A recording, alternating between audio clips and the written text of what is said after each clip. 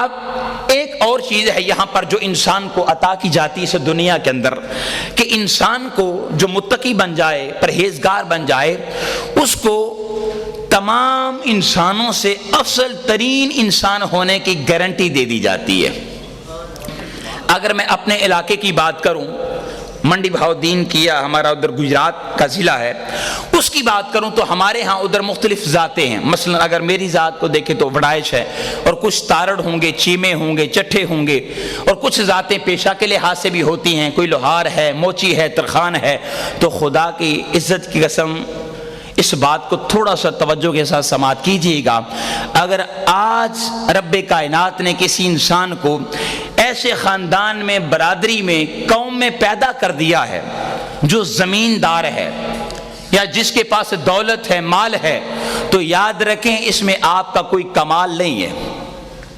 بات سمجھ رہے ہیں نا آپ کا اس میں کوئی کمال نہیں ہے۔ رب چاہتا تو آپ کسی اور ذات میں پیدا ہو جاتے۔ اور دوسری بات، اگر کسی ایسی برادری میں آپ پیدا ہو گئے کہ جو زمیندار ہے، کاشتکار ہے جی، یا مالدار ہے، تو یہ بھی یاد رکھیے اس برادری کو لے کر کسی دوسری ذات کو، قبیلے کو حقیر جاننے کی ضرورت نہیں ہے، کسی کو حقارت کی نگاہ سے کمزور سمجھنے کی بھی ضرورت نہیں ہے، اور اپنے آپ کو اس ذات کی بنیاد پر چودھری سمجھنے کی بھی ضرورت نہیں ہے۔ ہاں یاد رکھیں، چودھری رب کی نگاہ میں وہی انسان ہے جو تقوی اختیار کرنے والا ہے، جو رب کی نگاہ میں متقی بن جاتا ہے۔ اللہ رب العزت نے ارشاد فرمایا، یا ایھا الناس انا خلقناکم من ذکر و انثی، اے انسان ہم نے تمہیں مرد اور عورت سے پیدا کیا، اور مقصد کیا بیان فرمایا، وجعلناکم شعوبا و قبائل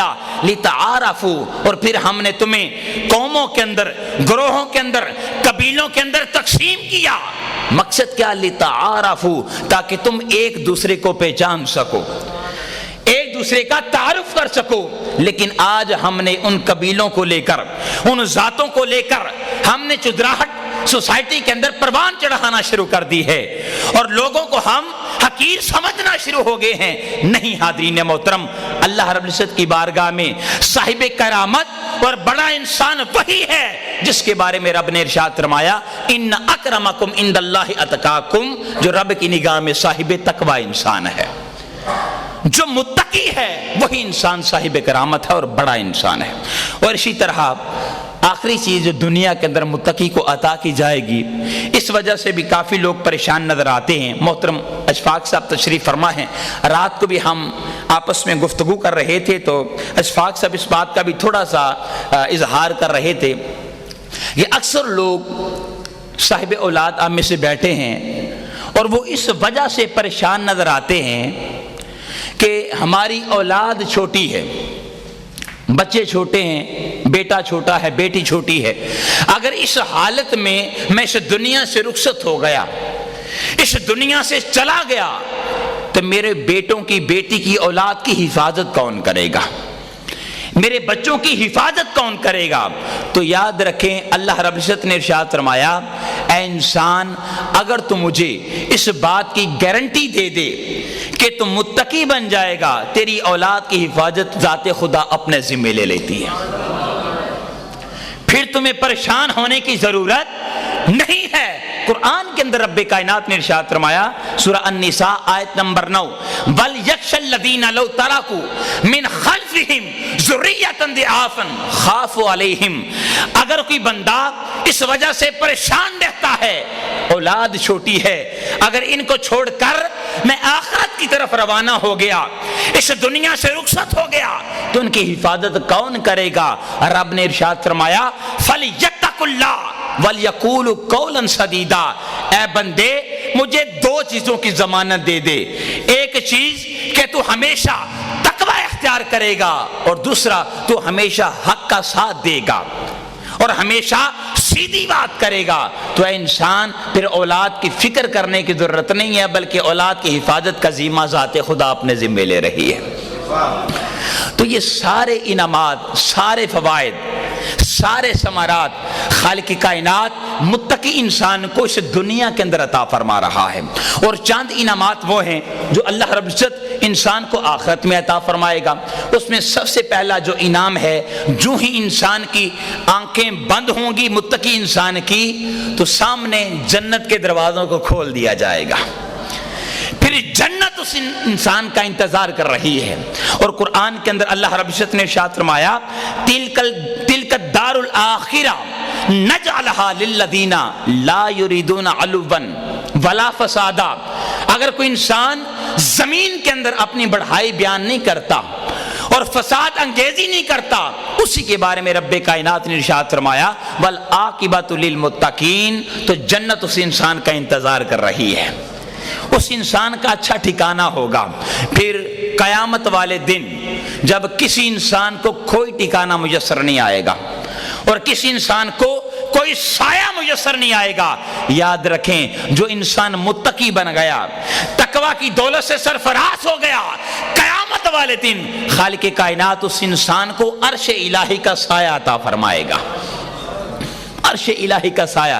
اب انعامات تو اور بھی بہت زیادہ ہے، لیکن ان چیزوں کو یہاں پر رکھیے۔ اب ہم آخری پورشن کی طرف آتے ہیں۔ حاضرین عزیز وقار، اب یہ سارے انعامات جو میں نے آپ کے گوش گزار کیے، یہ اس انسان کو عطا کیے جائیں گے جو کون ہوگا؟ سب بولیں ذرا، متقی ہوگا۔ یہ بات جو ہے وہ تو بالکل واضح ہے، گناہگار کو تو یہ انعام نہیں نہ ملیں گے۔ یہ سارے انعامات اگر ملیں گے تو نیکی کرنے والے کو، متقی انسان کو ملیں گے۔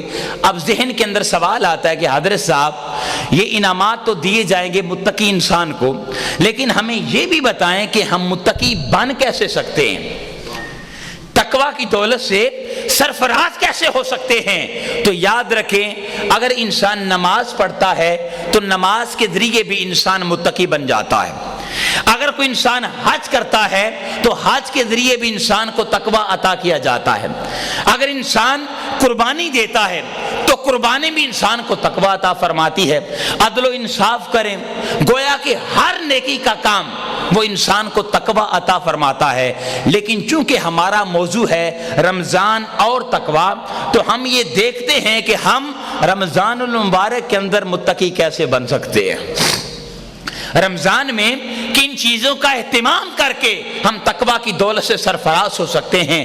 تو یاد رکھیں، رمضان کے اندر سب سے پہلی چیز جو ہے جس کو اپنا کر ہم متقی بن سکتے ہیں وہ ہے روزہ۔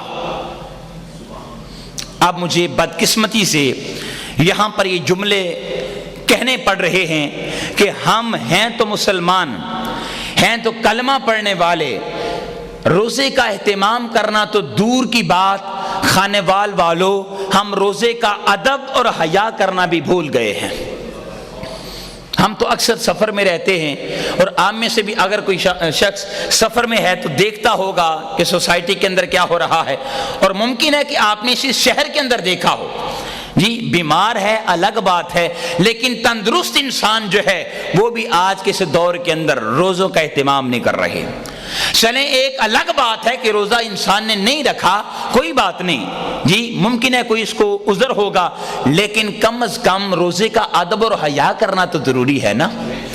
لیکن آج کھلے عام لوگ کھا بھی رہے ہیں، پی بھی رہے ہیں، سگریٹ بھی پیا جا رہا ہے، جی ہر طرح کی چیز جو ہے وہ کھلے عام ہو رہی ہے، کوئی ادب اور حیا نہیں کیا جا رہا۔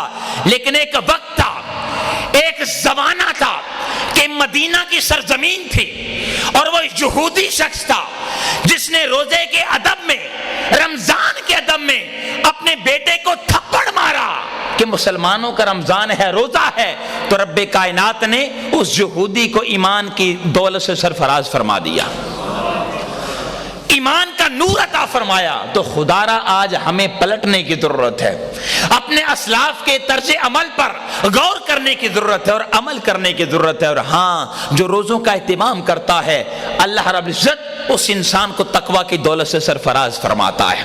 اور قرآن کے اندر آقا علیہ الصلوۃ والسلام نے حدیث مبارکہ میں ارشاد فرمایا من صام رمضان ایمانا و احتسابا غفر له ما تقدم من ذنبه۔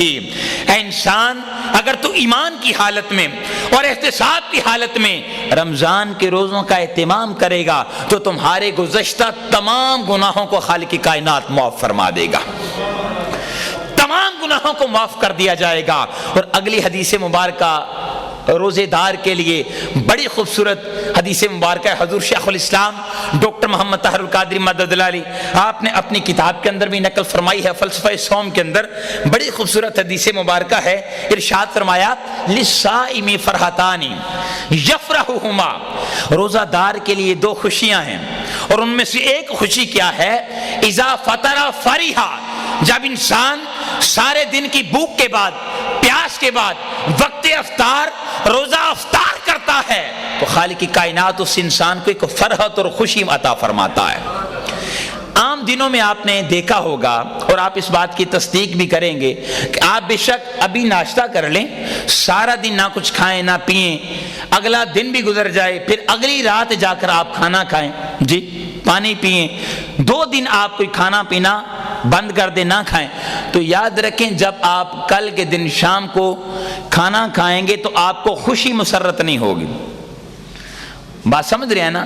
آپ کو خوشی یا مسرت نہیں ہوگی۔ وجہ کیا ہے؟ وجہ یہ ہے کہ وہاں پر ہم نے کھانا پینا چھوڑا اپنی پسند سے، اپنے انتخاب سے، لیکن یہاں پر ہم بڑے اہتمام کے ساتھ محترم اشفاق صاحب کے پاس ہم نے سحری بھی کی، افطاری بھی کی، سحری بھی ہم بڑے خوب انداز میں کرتے ہیں، جی ہر طرح کی نعمت ہمارے پاس میسر ہوتی ہے، ہم سحری بھی خوب سیر ہو کر کرتے ہیں، لیکن دن کے یہ چند گھنٹے اللہ کی رضا کی خاطر بھوک اور پیاس برداشت کرتے ہیں، اور وقت افطار ہم پھر اپنے سامنے طرح طرح کے مشروبات اور کھانے پھل دیکھتے ہیں اور کھاتے ہیں، لیکن ہمیں وقت افطار ایک خوشی آتی ہے اور مسرت کا احساس ہوتا ہے۔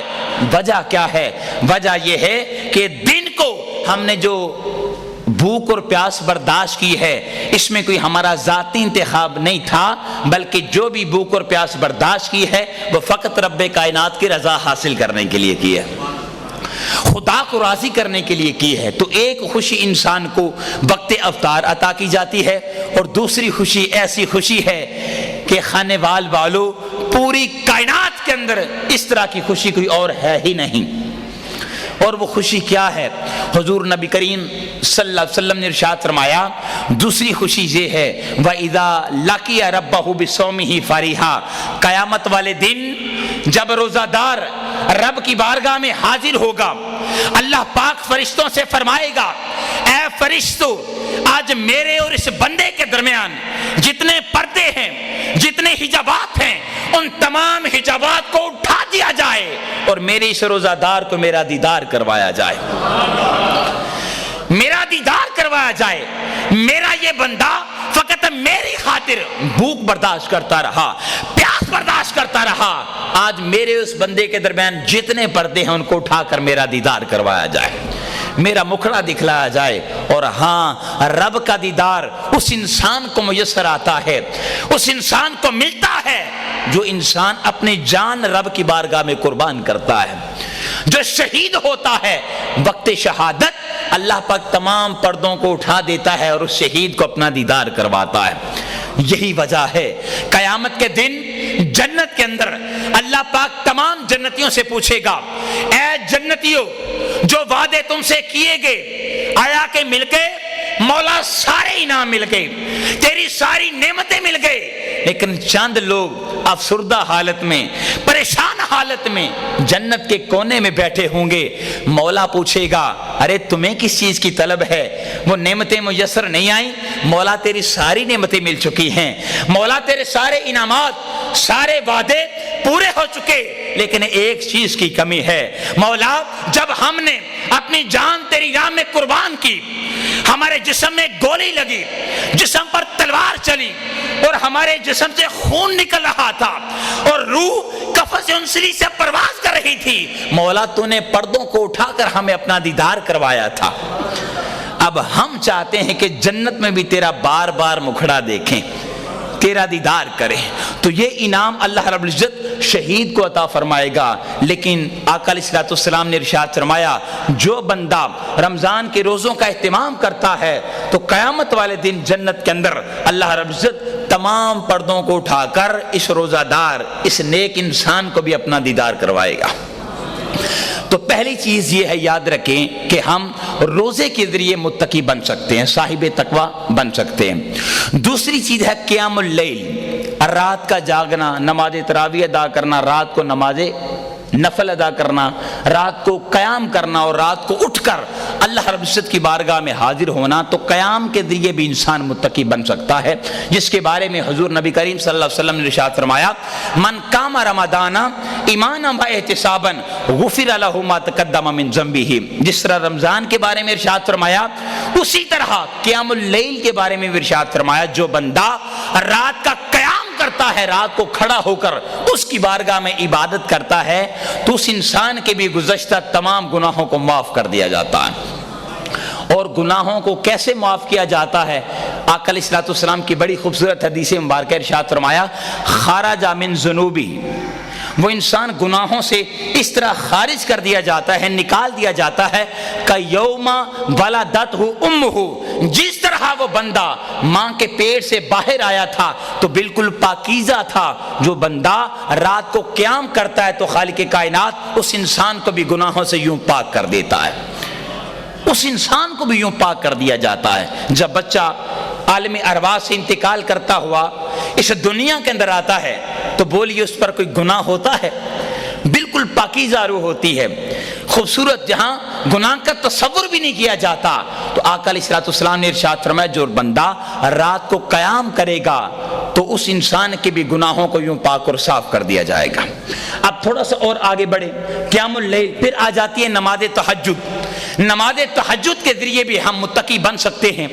سحری کے وقت ہم ویسے بھی جاگتے ہیں تو کوشش کریں سحری کرنے سے پہلے تازہ وضو کیجئے، وضو کر کے مصلی پر کھڑے ہو جائیں۔ 2 رکعت کا وقت ہے، 4 کا وقت ہے، جتنا آپ کے پاس وقت ہے سحری کرنے سے پہلے یا سحری کرنے کے بعد تو کوشش کریں کہ رمضان المبارک کے مہینے میں بالخصوص نماز تہجد کا اہتمام کیا کریں۔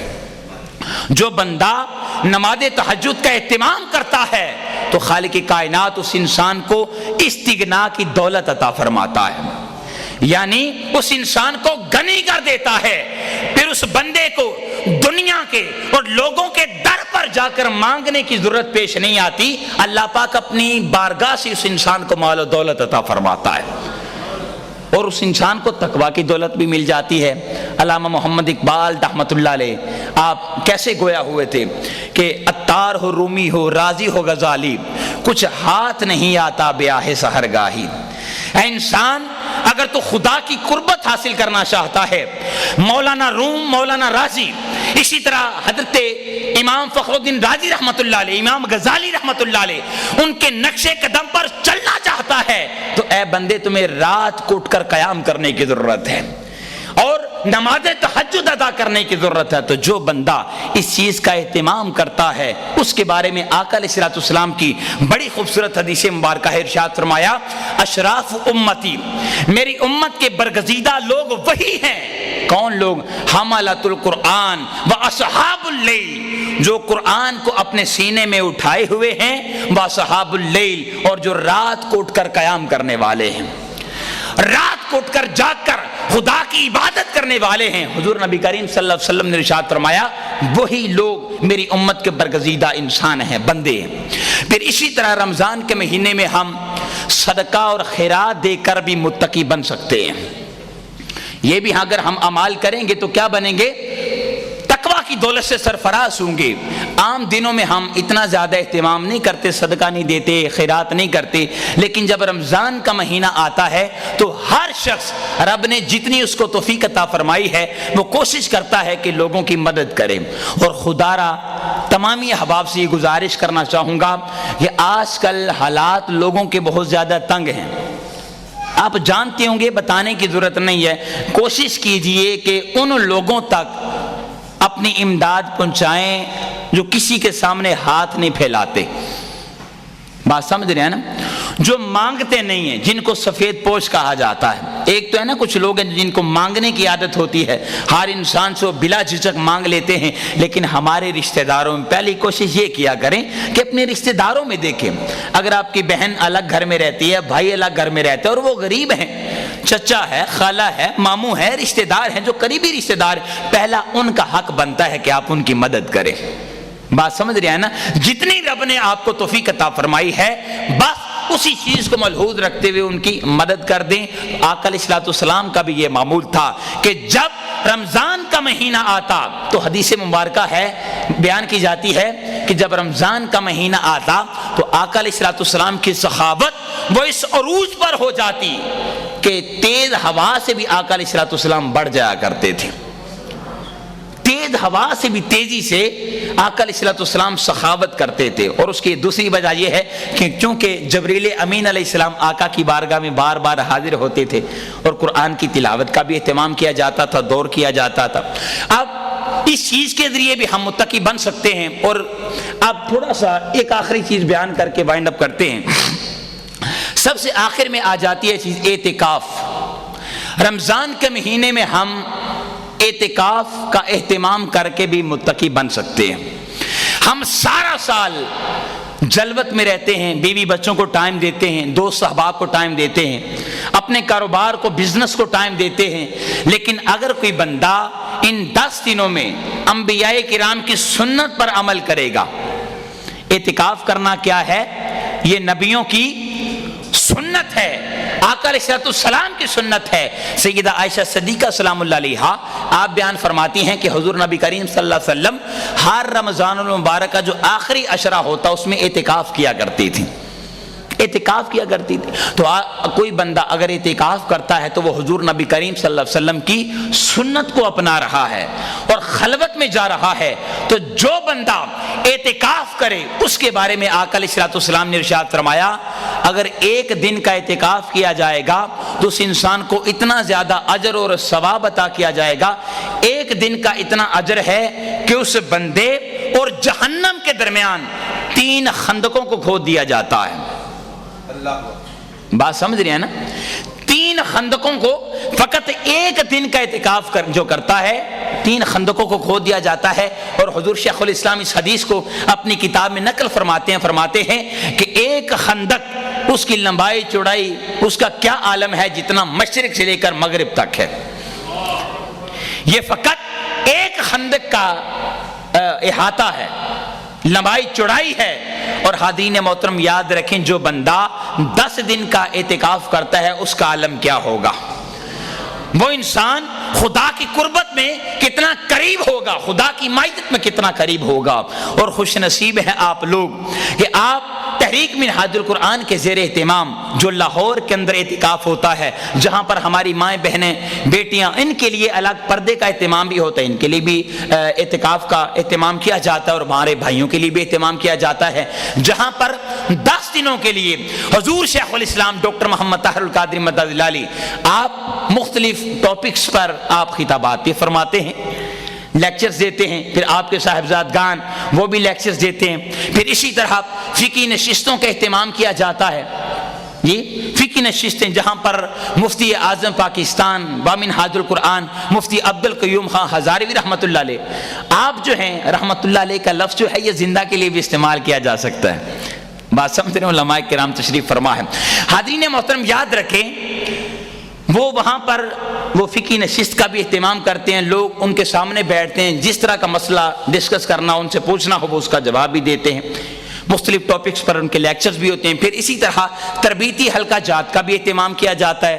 آپ جہاں پر اپنے کمرے میں اعتکاف بیٹھیں گے تو اسی کمرے کے اندر ہمارے اسکالر جو ہیں وہ آپ کے پاس تشریف لائیں گے اور آپ کے لیے ایک تربیتی نصاب اس کو تشکیل دیا جاتا ہے اور اسی نصاب کو آپ کو پڑھائیں گے۔ جو بندہ دین کے بارے میں کچھ نہیں جانتا سمجھ لیں کہ وہ بالکل زیرو ہے، اور آپ سے گزارش کرنا چاہتا ہوں کہ آپ بے شک اپنے بچوں کی بھی وہاں پر بھیجیں جن کو دین کے بارے میں اتنا نالج نہیں ہے۔ آپ یقین مانیں 10 دنوں کے بعد اپنے بچے میں فرق دیکھیں گے، اس کے دین کے بارے میں بنیادی ساری باتیں وہ وہاں پر سکھلا دی جائیں گی ان 10 دنوں کے اندر۔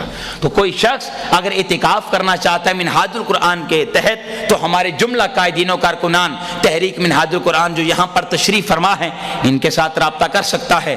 اب آئیے آخری چیز، یہ جتنی چیزیں میں نے آپ کے گوش گزار کی ہیں ان کا تعلق ہے ظاہر کے ساتھ۔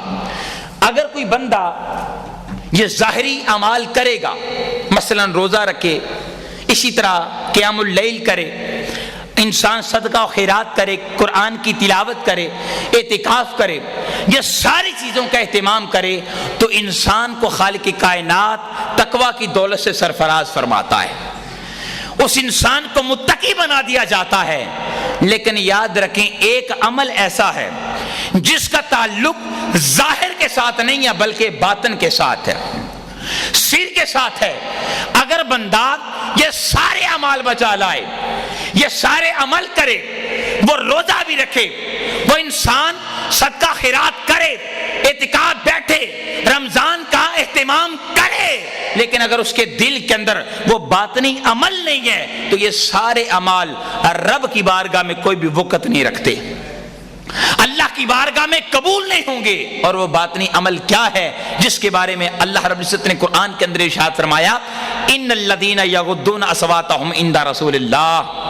اے انسان اگر اپنی آواز کو حضور کی آواز سے پست رکھے گا تو تمہارا کیا ہوگا، اولئک الذین امتحن اللہ قلوبهم للتقوی، تو اے بندے تمہارے دل کو خالق کائنات تقوی کے لیے منتخب کر لے گا، تقوی کے لیے چن لے گا۔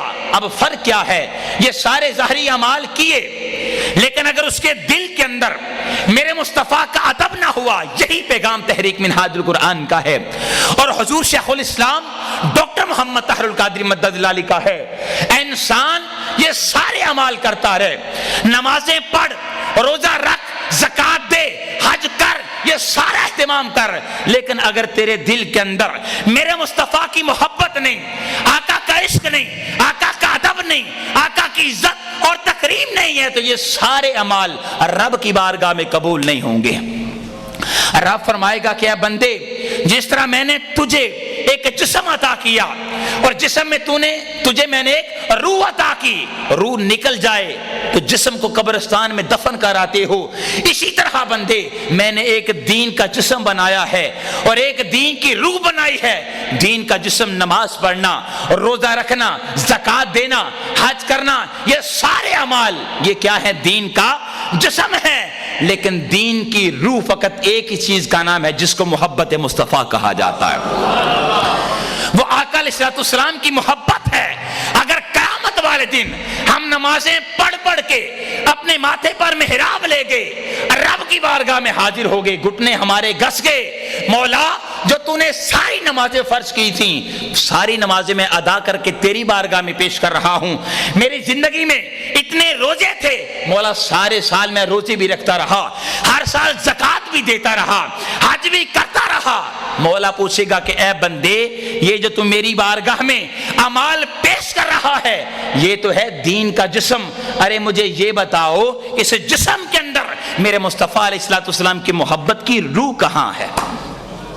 اگر روح سے یہ اعمال خالی ہوں گے اور فقط اللہ اللہ کرتے ہوئے اس دنیا سے رخصت ہو جائیں گے تو دوستانے ذبح کوئی عمل بھی رب کی بارگاہ میں قبول بولیے نہیں ہوگا۔ اور دوسری طرف اگر کوئی انسان وہ نمازوں میں، روزوں میں، اعمال میں تھوڑا کمزور ہوا لیکن محبت میں خالص ہوا تو آقا علیہ السلام نے ارشاد فرمایا، المرء مع من احبا، قیامت والے دن وہ انسان اسی ذات کے ساتھ ہوگا جس سے وہ اس دنیا کے اندر محبت کرتا ہے، اس دنیا کے اندر رشتہ رکھتا ہے۔ تو دو بندہ آقا علیہ السلام سے محبت کرے گا، حضور سے عشق کرے گا تو یاد رکھیں قیامت والے دن وہ انسان حضور علیہ السلام کی صف میں شامل ہوگا، آقا علیہ السلام کے مریدین میں شامل ہوگا۔ اس لیے میں اکثر کہا کرتا ہوں کہ حاضرین محترم، یہ 4 دن کی زندگی ہے، 4 دن کی زندگی ہے۔ ہم اپنے خاندان میں دیکھتے ہیں، اپنے گھر میں دیکھتے ہیں، آئے روز جنازے اٹھ رہے ہیں، اپنے ہاتھوں سے قبر میں اتارتے ہیں، جی ان کا سارا اہتمام کرتے کرتے ہیں, لیکن جو ہی ہم پلٹ کر اپنے گھر آتے ہیں تو سب کچھ بھول جاتے ہیں. یہ 4 دن کی رنگینیاں رونقیں ہیں, یہ ختم ہو جانی ہیں. خدا را اپنی نسبتوں کو پاکیزہ کر لیں, ان لوگوں کے ساتھ اپنی نسبتیں قائم کریں جو خدا سے نسبت رکھنے والے ہیں, خدا سے تعلق رکھنے والے ہیں. اس لیے کہ اس دنیا کے اندر انسان کا تعلق جس ذات اور ہستی کے ساتھ ہوگا اسی کے ساتھ اس انسان کا حشر بھی کیا جائے گا. اگر ہماری نسبتیں اچھی ہوئیں تو قیامت والے دن انہی اچھی نسبتوں کے ساتھ ہمارا حشر ہوگا, ہمیں اٹھایا جائے گا. لہذا آپ سے بار دیگر میں یہ گزارش کرنا چاہتا ہوں کہ خدا را یہ ظاہری اعمال کریں گے تو رب کائنات ہمیں متقی بنا دے گا, لیکن اس کے ساتھ ساتھ ہمیں اس باطنی عمل پر بالخصوص عمل کرنے کی ضرورت ہے. اگر ہم اس باطنی عمل پر اپنی زندگی کو ڈالیں گے تو انشاءاللہ یہ ظاہری اعمال بھی رب کی بارگاہ میں قبول ہو جائیں گے. اسی پر اکتفا کرتے ہیں.